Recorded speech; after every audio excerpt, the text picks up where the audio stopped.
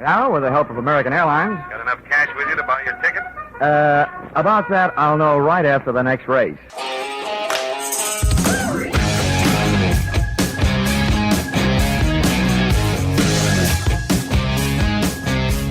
Hi, everybody. Welcome to the Breeders' Cup podcast brought to you by U.S. Racing. I am sitting here, well, not literally, but talking to Jonathan Stettin. He is the Pick 6 King, and also Ryan Dickey. Ryan, do you have any kind of moniker that we should throw out there? Yes, I'm the 3 out of 4 in the Pick 4 King. Very good. Well, let's start with you, Ryan. You just got into Churchill Downs. We have had tremendous rain. I've been here about a week and a half. What's your impressions, and what kind of a Breeders' Cup are we going to have? It's looking pretty soggy right now. Yes, it does look pretty soggy. The main track looks like peanut butter right now, but I'm not so concerned about the dirt track. As long as it stops raining in the next couple of hours, I mean, we're recording this now at about 10:30 on Thursday morning. If it stops sometime in the next couple of hours, I think the dirt track will be fine. But I'm more concerned about the turf.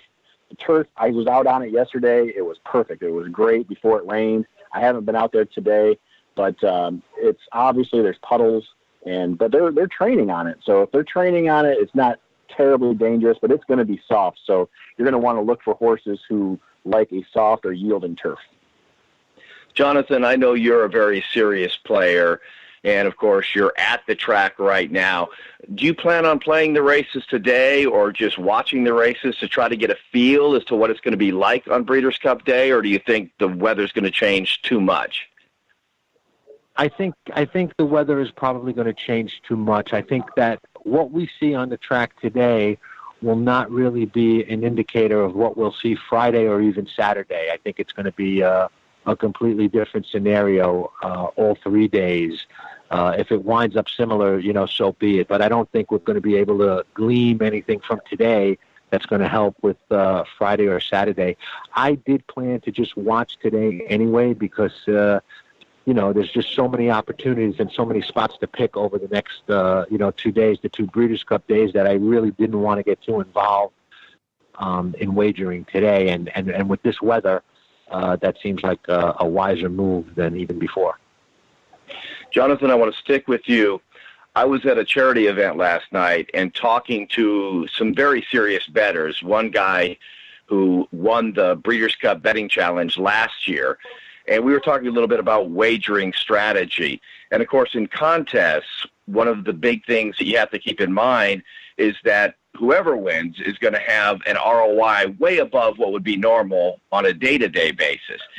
The Breeders' Cup, the Kentucky Derby, these kind of special events, I think are bet often the same way, where we're looking for that big score. How are you going to approach it from a wagering standpoint? Well, exactly that way. I'm going to pick maybe 2 spots over the 2 days that I feel the best about. And I am going to, bet the majority of my bankroll on those 2 spots and put myself in a position that if I am correct in either of those 2 spots, I'm going to have a very, very good weekend. What I will not do, which kind of, helps answer what I will do, what I will not do is chase every opportunity and every bet and every pick 3, pick 4, pick 5, and, exacta and superfecta over the course of the 2 days and dilute my most serious wagers, or the ones that I feel the best about. So I'll try and pick the spot, hone in on something that I like a lot and put myself in a position that, hey, if I'm right in either of those 2 spots, it's going to be a great weekend. And if I'm wrong, then, we live to fight another day. Well, hopefully you can help Ryan shore up that one pick in his pick 4 sequence. And talking about the pick 4, but more specifically the juvenile races, which I know you're very interested in, Ryan, is that where you're going to concentrate most of your wagers? Well, I think that between the 2 of us that are here right now, I'm going to be more helpful to the people who want to have action on all of the races. They're going to want to look at every single race. They're going to want to look at all the bets. I'm not going to play every single wager out there like Jonathan says, but I'm going to have an opinion, and I'm going to try to leverage my opinions on Friday to bankroll myself into Saturday so I can have more action on Saturday than Friday. But what I really don't want to do is I don't want to be put in a position where if two horses over the course of 2 days don't win, that I end up being a net loser.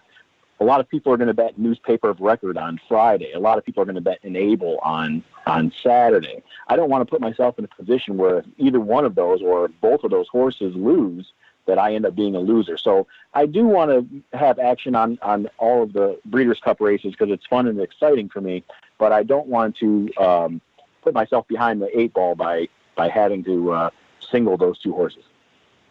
I want to stick with you for this question. I had a discussion with a guy online about the juvenile turf sprint, and he was making the argument that the Euros might be even better in sprint races than in route races.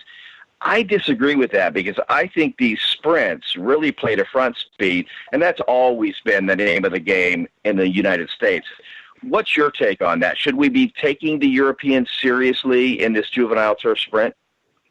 I think anytime you have a Breeders' Cup race on turf, you need to look at the Europeans and see where they are. But for these 2-year-old horses, I mean, a race like this, ground loss is going to be the biggest killer. You're going to want to be inside as quick as you can. Now, the rain might be the mitigating factor here where it might negate wanting to be inside. But as far as the horses, as far as whether they're European trained, whether they're better or not, I don't think so. I think you have to go on a horse-by-horse basis, especially in this race.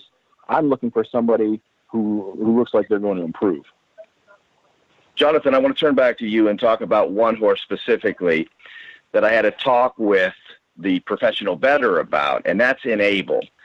A lot of people talking about this horse. I thought she looked great on the track. I'm struck by the fact, though, that no ARC winner has ever won the Breeders' Cup Turf in the same year that they won the ARC. What's your take on Enable? Is that a horse you've had much of a chance to look at and analyze? I have looked at her. I've watched, I think, every one of her races. I've watched her mannerisms and demeanor since she's arrived at Churchill Downs, and I personally believe that particular statistic is almost meaningless, and I'll tell you why. First off, Sound did win the Breeders' Cup, and then the next year won the ARC. So she kind of did it in reverse order. And there have been a couple of horses. Dancing Grave comes to mind, who was an ARC winner that ran second in the Breeders' Cup. So, horses have come close. The fact that no horse has ever done it, it goes back to the whole Apollo thing. Any given year, something can happen. The ARC is a very tough race, and it's a demanding race. And to come back in the Breeders' Cup is a tough thing to do. But it's not something that's insurmountable. So, it's kind of like any given Sunday in football. If she's the one that can get it done, she's the one that can get it done. I won't let a statistic like that sway me if I believe that the horse can do it. It's just not something I'll let sway me. I'm aware of those kind of statistics, but I will not live and die by them, because if she's the one that wins it, I don't want to not have her because I'm like, oh, well, nobody ever won the ARC and the Breeders' Cup in the same year.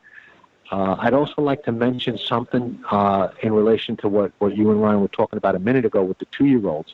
A lot of people overlook the fact in those 2-year-old turf races that some of those sprinters have only run straight. They've run 5 and 6 furlongs in Europe, but a lot of those sprint races in Europe are straight with a slight uphill and a slight downhill turn, but the courses are straight. So a lot of those horses are going around a turn for the first time at Churchill Downs. A lot of the contenders in those races fall into that category, and I think that can easily play an impact in how some of those races unfold.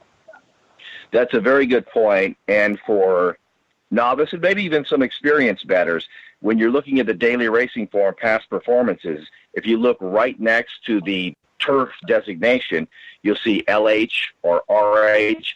That is indicating the turn, left-handed or right-handed. If it's a straight course, it'll be just STR, indicating straight. Sticking with the turf races, obviously, it's kind of funny to me when you look at the juvenile races for fillies, quite a bit of domestic success. The juvenile turf has been dominated by foreigners. Does that kind of stuff mean anything to you, Ryan? Because as Jonathan said with the ARC, we're talking about a very small sample set here. Does it really just come down to, hey, I like this horse, I don't like this horse?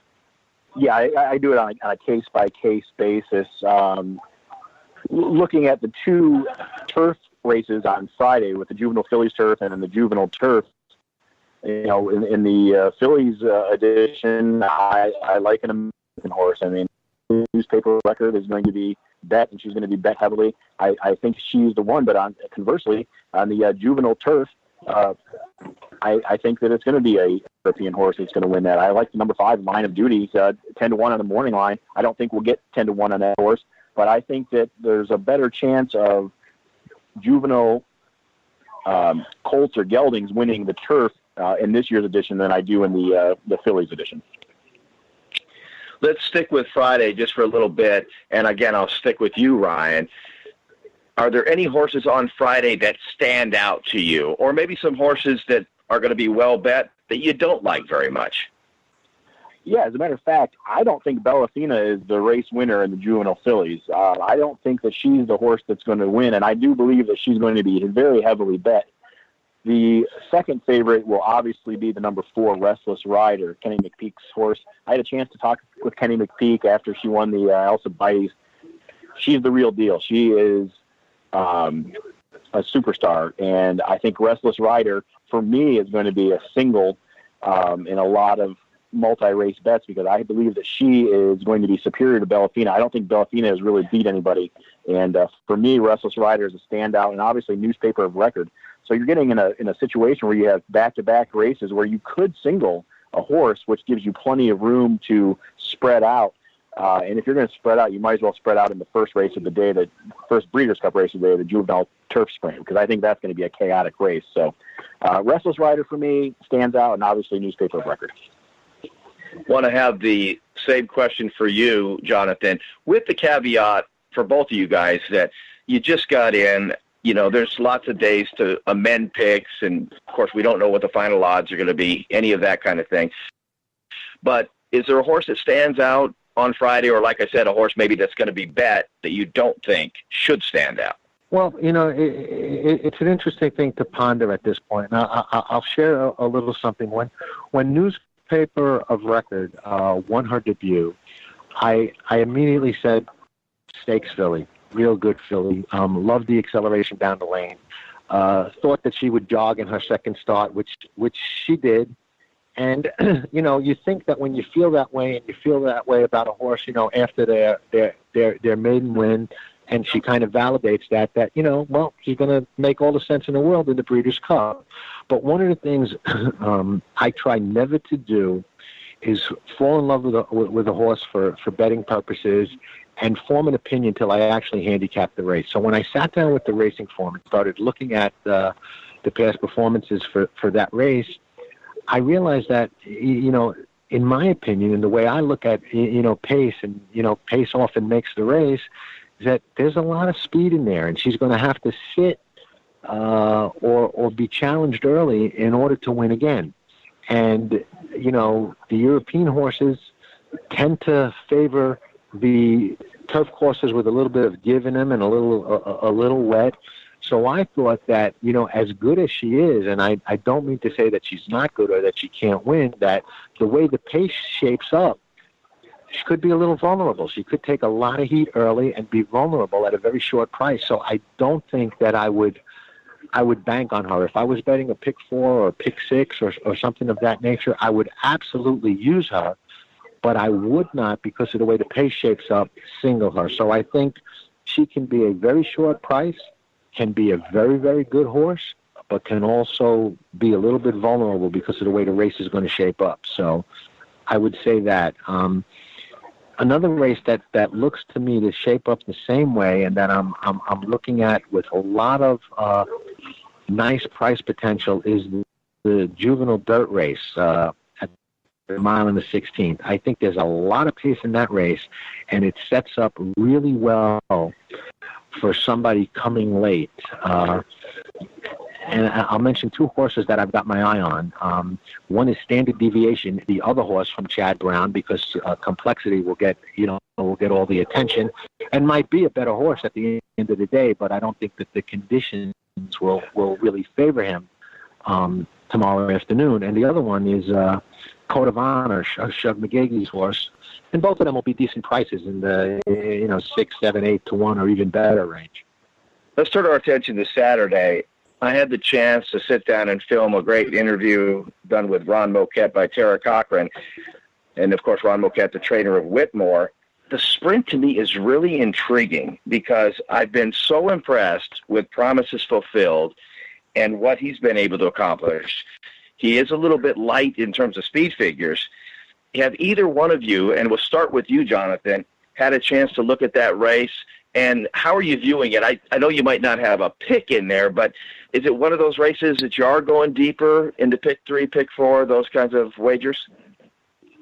Well, no, I'm not looking to go deep in that race. It's a small field, and although it's competitive, and I could make a case for maybe 4 or 5 of the horses, I'm going to kind of take one of my stands there, and maybe not single, but maybe only go too deep. And I don't know who they're going to be yet, but I see it as a very, very competitive race. Limousine Liberal had a ton of trouble last time out. Everybody saw it, and he's just going to get a lot of attention. I think he's dangerous, but I agree. Promises Fulfilled is a very, very good horse. He's never lost a race sprinting, and he's going to take a lot of heat early. Peter Miller has 2 horses in there. He's going to send one to kind of set it up for Roy H., who won it last year. Roy H. really looks like he's going to get a great trip on the outside. I think that's a super competitive race, even though it's one of the smaller fields on the card. And, it's a race you can get burned in, but I don't know which way I'm going to lean, but I'm going to try and narrow that race, employing the philosophy that, there's only a few that could maybe beat me. Hopefully I can get by it, but if I do, kind of put myself in more of a position to make it count and catch some, nice ones in some of the other legs. Ryan, the sprint is intriguing to me in that early on, the profile of a sprint winner was a horse that had been doing well in middle distance races and then dropped to the sprint. Precisionist comes to mind. We've got a couple of horses this year that kind of fit the bill, Firenze Fire being one of them, and the aforementioned Promises Fulfilled. Have you had a chance to look at the sprint, and do you have any opinions? Yes, I did get a chance to look at the sprint, and it's funny because the trainer that you filmed the interview for, that's the guy who I think is going to train the winner. I do like Whitmore in this race.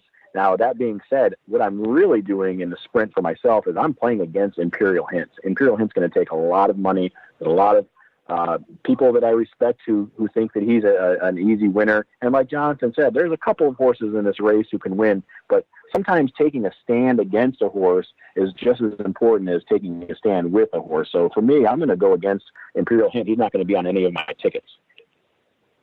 Jonathan, you said something very interesting on the betting side about that race, and that is you said it's very competitive, but it's a short field, and so you're probably not going to be going too deep. And I think that's interesting because a lot of times when I hit the all button, which is very, very rare, invariably the first or second favorite wins. Is your strategy there the idea that, hey, if I'm going to be wrong, I'm going to be wrong, and I just want to limit my exposure? Yes, that's pretty much my philosophy on the game. I am not afraid to go for it. Like Ryan had said earlier, and it's just really a difference in philosophy. There's no right or wrong way to do it here. You've got to do what works for you. But Ryan says that he would not want to put himself in a position where if he's wrong in those 2 races, he's playing from behind the 8 ball. And that's kind of the opposite of my approach. That's exactly what I look to do. I welcome that scenario. I'm like, listen, I want to be right 1 or 2 times, and if I am, really make it count and kind of coast the rest of the way. So if we're talking percentages, I'll bet 75-80% of my bankroll in one bet, and play the rest of it over the rest of the card. And if that bet goes down, obviously I am behind the 8 ball, but I've learned to deal with that and handle it and be prepared for it. So getting back directly to what you said, I like to, narrow any race that I can. And I look at a small field as a good chance to narrow because there's, not a lot of, possibilities that can beat me. So, it all comes down to you got to be right, obviously. So I think when, you've got, maybe 4 or 5 horses that can win as opposed to a dozen horses that can win, and you narrow a race like that down, you have less horses that can beat you if you do your homework right and, get the right trips. There are obviously several high-profile horses on Breeders' Cup Day, but probably the biggest is Enable, who we talked about a little bit. And I had some interesting conversations about that horse last night. But Monomoy Girl is also going to get very well bet in the distaff.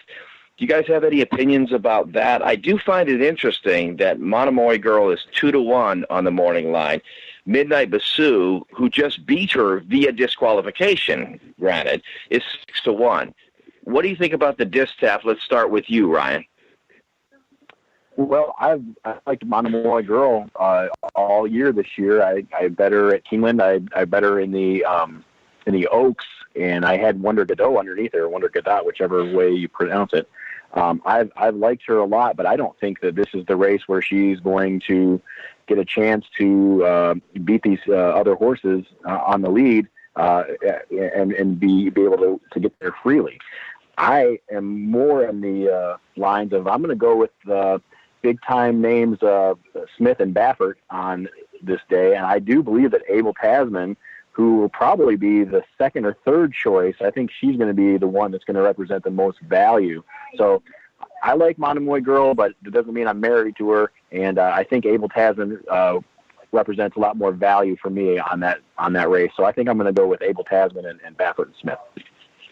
Jonathan, what do you think about the distaff, just in general terms?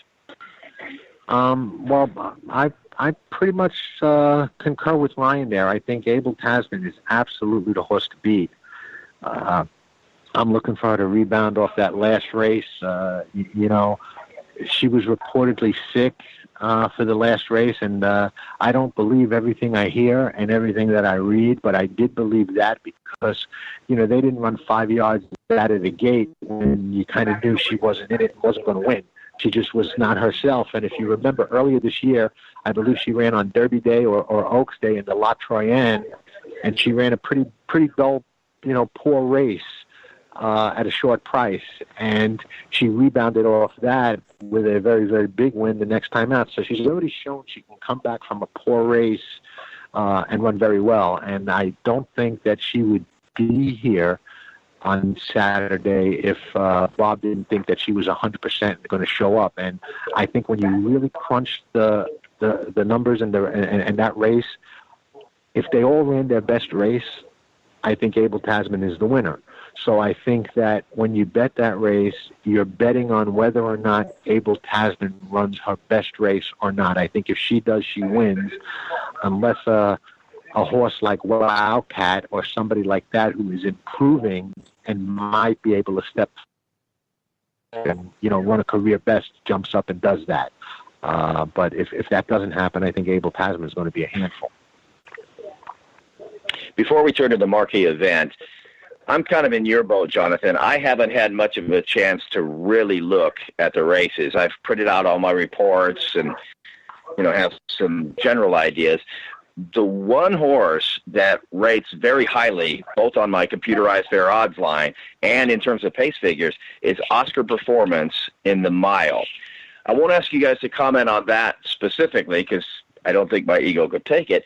But I am curious, and we'll start again with you, Ryan, if there are any horses outside of the Classic that really stand out to you on Saturday. And kind of the same question I asked before. Are there any horses that you think are getting, extraordinarily bet that you don't like? Well, I'm looking at the Dirt Mile. The Dirt Mile, I like the horse on the rail, City of Light. Now, I think City of Light is going to be second choice at the betting windows behind Catalina Cruiser. I think a lot of people were hoping that Catalina Cruiser would go in the Dirt Mile, and everybody thinks, oh, well, this is the the easy winner. This might be the free square. But City of Light, they were contemplating putting this horse in the Classic. So for me, going the and it's a 1-turn mile, by the way. So basically, it's an elongated sprint. For me, I like City of Light. I think City of Light wins easily over Catalina Cruiser. I think Catalina Cruiser will finish up the track a little bit. And is there any horse? I mean, Catalina Cruiser certainly qualifies as a horse that's overbet that you don't like, but any others on the card that you just say don't justify the morning line? Accelerate in the Classic. Oh, interesting. Okay, well, we'll talk about that next. Let's turn to you, Jonathan. Same question. Well, I think that the morning line is pretty solid on Saturday, and I don't say that often. I think when they made the morning line Saturday, they had a pretty good handle on, where the, strong money horses are going to be. So I think they're on target as far as that goes. I tend to think that a horse that is kind of overlooked a little bit price-wise and probably will be a pretty significant price in one of the earlier races, the Filly and Mare Sprint, is Mia Mischief. I think she's got a lot of talent. I think she's very fast. I think that, Marley's Freedom is going to be the favorite. Selcourt's probably going to be the second choice. Finley's Lucky Charm is going to take an awful lot of money because of a Churchill Downs record. And I think Mia Mischief is going to be, totally overlooked in the, 20, 25 to 1 range. And I think that she can make some noise there. I mean, she may have her work cut out to win it, but as far as, running a big enough race to be part of the exacta or triple or superfecta or even maybe get lucky, I think she's very dangerous at a very, very big price. All right, let's turn our attention to the marquee event, the Breeders' Cup Classic. And I have no opinion on this race at the moment. I do find it interesting on my computerized fair odds line, my win factor report. I've got Mind Your Biscuits rated there. I don't know about that, but let's turn to you, Ryan. Any thoughts on the Classic? You already told us that you thought Accelerate was a poor favorite. Who are you looking at in this race?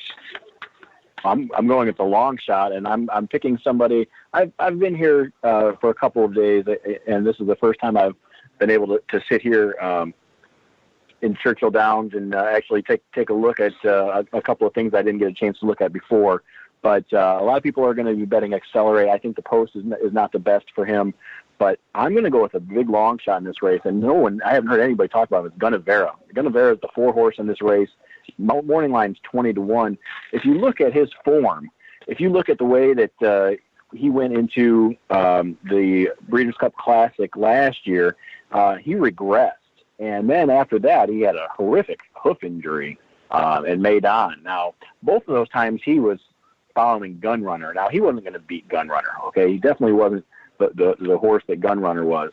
But this is a wide-open edition of the Classic, I think. I think there's a lot of horses who you could say, oh, this horse can win because of X, or this horse can win because of Y. But for me, I'm going to take a big, big shot with Gunnevera.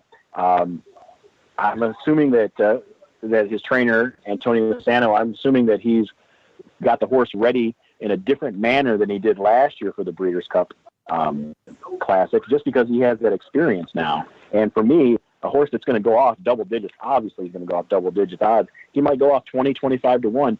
For me, to end my week here at the Breeders' Cup in Churchill, I really want to have Gunnevera do very well.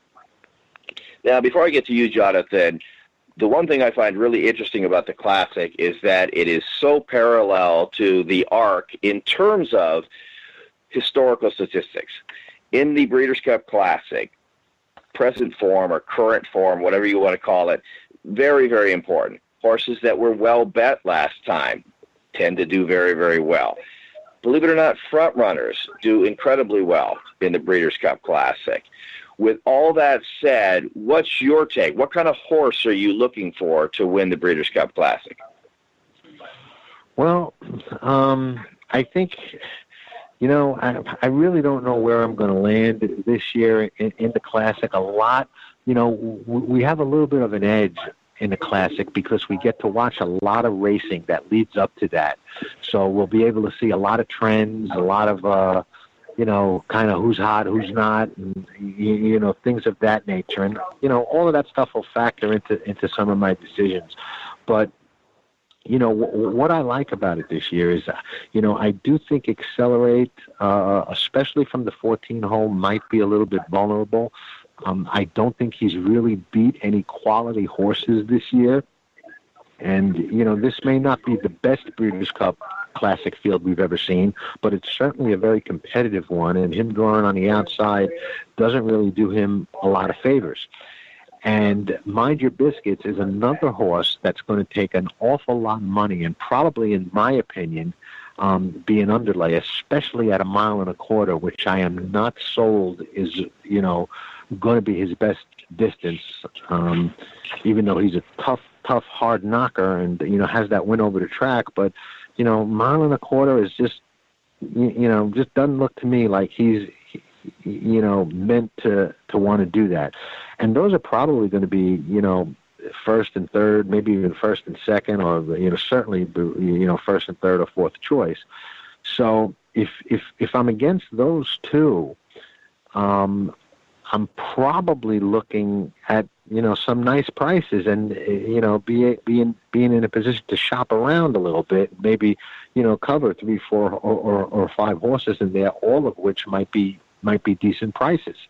So I'm kind of looking at it that way. I'm kind of looking to bet against Accelerate and bet against Mind Your Biscuits and, hopefully be alive and be able to beat them and make that one count, because I think those horses are both going to take more money than they're worth in my humble opinion. Before I let you guys go, I do have to ask about a couple of horses that I find interesting, and that is the so-called foreigners, Thunder Snow and Mendelssohn. The last time we saw Thunder Snow at Churchill Downs, he was playing a rodeo horse, and Mendelssohn, very highly regarded in the Kentucky Derby, but ran poorly. Starting with you, Ryan, what do you think of those two horses? Does Thunder Snow redeem himself? Well, I mean, it's not really hard for him to redeem himself as long as he, makes it all the way around the track. So, but whether he'll do well or not, I think he's a horse that you should look at playing underneath. I mean, he did win the Dubai World Cup. He has, plenty of Group 1 success. He's a good horse. Whether he's going to win this race or not, I doubt it. I don't think the one hole for him is exactly where he wanted to be. Between the two of them, I think Mendelssohn will finish, have a better finishing position than Thunder Snow. Mendelssohn, he's a quirky little horse. He's a little guy. He's not very big, and a lot has been said about him. He screams like a weanling. He's like, calling out for his mom, and you can hear him when he comes to the track. You can hear him making noises. If he's not making those noises and he's not on his toes and acting like his own quirky self on Saturday, then I don't want any part of him. But if he's, with the antics and he's, yelling and screaming and stuff like that, he'll probably be on his game, and he's a horse that I'd like to use under Gunnevera. Since we're speaking of that, another horse that I like in the Classic underneath is I like Pavel. I think Pavel has a great chance to hit the try, hit the triple in either the second or the third position, and he's going to come at quite a price. So if for some reason Gunnevera wins and Pavel comes in second and Mendelssohn comes in third, this will be the last time you'll have me on the show because I'll be on a yacht in the Bahamas. Let me turn over to you and ask the same question, Jonathan. Well, it's a very, very interesting question for me, and I'll tell you why. A couple of years ago, I bet Thunder Snow in a very big pick 6 ticket on Kentucky Derby Day. And when he pulled that little refusal to run stunt, man, did I get abused about not knowing how to bet, not knowing how to structure tickets, and who singles a horse like that, and you got to be crazy. And I will say that when he came back to win some pretty big races, I don't say that I was vindicated, but I did sit there and say, I knew that horse had some good races in him, and, just unfortunate he didn't show it that day. Last year, interestingly enough, I loved Mendelssohn. I thought Justify was the horse to beat, but I loved Mendelssohn, and I bet Mendelssohn hard in the Kentucky Derby, and the race was a complete toss-out. He just had a horrible trip. Now, interesting that they both wind up back at Churchill Downs and, back where they both did not do very, very well. I did have the opportunity, and it was a fascinating conversation to discuss the Classic tomorrow with Aidan O'Brien, who trains Mendelssohn, and it was a great conversation. And I will say this: I do think that Mendelssohn ran by far the best race of anybody, and one of the better races of his career last time out at the Jockey Club Gold Cup, even though he lost. He was very close to a very, very fast pace, and he hung in pretty tough throughout the stretch in a race that was just begging for a closer to come from out of the clouds and win it. That's exactly what happened. I do think that he will go to the lead Saturday, and I think that a big part of how he runs will be determined on how he breaks. I think if he breaks well and gets clear, he becomes dangerous. I think if he doesn't, he can kind of revert or fall back into what happened to him on Derby Day, especially if the rain doesn't let up and he's on another sloppy track, because it was sloppy for the Derby, and that's where he had that, horrible experience. And, sometimes things stay with horses mentally, and they can kind of relive them. So I think a big part of how Mendelssohn does is going to be determined by how he breaks. As for Thunder Snow, I was a little disappointed in his race last time out. I think he should have been able to close the deal last time, and he just couldn't for whatever reason. So between that and him drawing the rail, I'm a little bit against him. I wouldn't say he's hopeless, and I can't say that I'm not going to use him, but I'm a little bit more against him than I am Mendelssohn. Well, very good. Hey, guys, it's been great talking to both of you. Before I let you go, Jonathan, please tell folks, in addition to U.S. racing, how they can get your stuff. My stuff is on PastTheWire.com. It's not only myself. We've got a couple of other people that write, columns and stories there just about every week. We've also got a member section for trouble trip notes and things of that nature, horses that got in trouble or ran with or against a bias, horses whose races looked better than they were, or maybe, were not as good as they looked, and, things of that nature. But, and we've also got a lot of broadcasts up there where we have a YouTube channel, so you can find it all on PastTheWire.com, and you can reach me through the site as well. Anybody that ever has any questions or anything like that, I'm always happy and enjoy talking horses with everybody out there. All right, and of course you can find Ryan Dickey stuff all over the place, in addition to www.usracing.com. I don't even know if the www is necessary anymore, but you can find his stuff there and a variety of other places. I want to thank you both so much, and obviously we'll be meeting up later, but I hope you have a great Breeders' Cup.